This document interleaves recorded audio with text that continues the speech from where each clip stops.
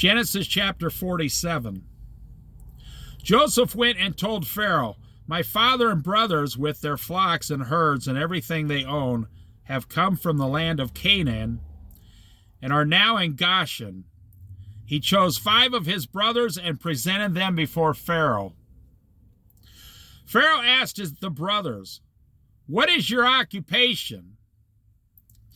"Your servants are shepherds," they replied to Pharaoh, "just as our fathers were." They also said to him, "We have come to live here for a while because the famine is severe in Canaan, and your servants' flocks have no pasture.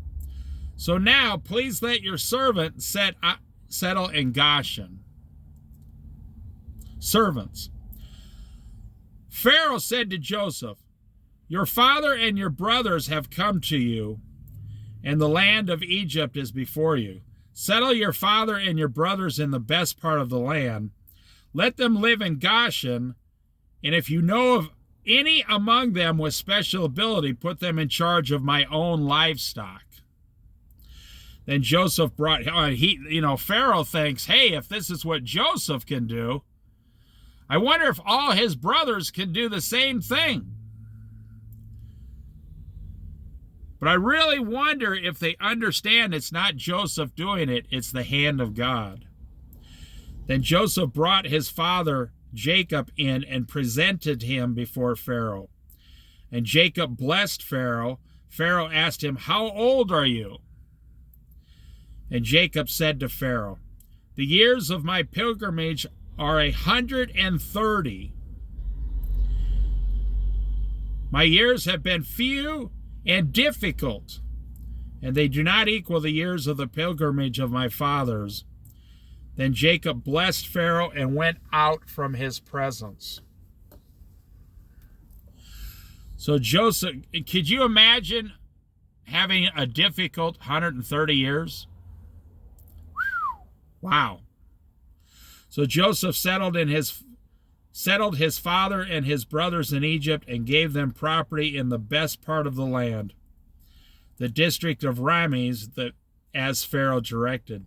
Joseph also provided his father and his brothers and all his father's household with food, according to the number of their children.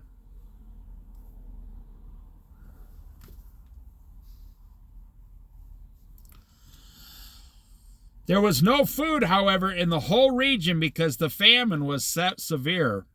Both Egypt and Canaan washed away because of the famine. Joseph collected all the money that was to be found in Egypt and Canaan in payment for the grain they were buying, and he brought it to Pharaoh's palace. When the money of the people of Egypt and Canaan was gone, all Egypt came to Joseph and said, "Give us food. Why should we die before your eyes? Our money is all gone." Now that's funny because, Pharaoh was like a government, just like the United States. And Pharaoh was already the wealthiest man on earth, probably at that time. He could have just gave the people the food. But no, he charged them for it. And you'll see, they end up giving Pharaoh every single thing they have, and then they become slaves just to get food. What do you think's going to happen during the 7-year tribulation with the devil? You will have to have, according to the book of Revelation, you will have to have a symbol or a seal on your hand or forehead to buy or sell anything, receive food, water, anything, housing. Now, we won't be here as Christians. We will have been raptured before the tribulation. But if you're dumb enough to wait to be saved during the tribulation, and you refuse the symbol on your hand or forehead, then you will die because, you will not be able to have any food. You will be like a starving, wandering person begging for morsels of food, kind of like a crow. Just gets up and flies around and eats all the small morsels on the ground. So think about that. The average American does not have 3 days of emergency supplies in their house. Blows my mind. Then bring your livestock, said Joseph. I will sell you food in exchange for your livestock.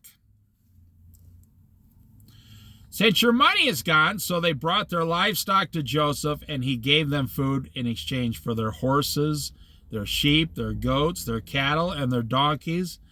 And he brought them through that year with food in exchange for their livestock.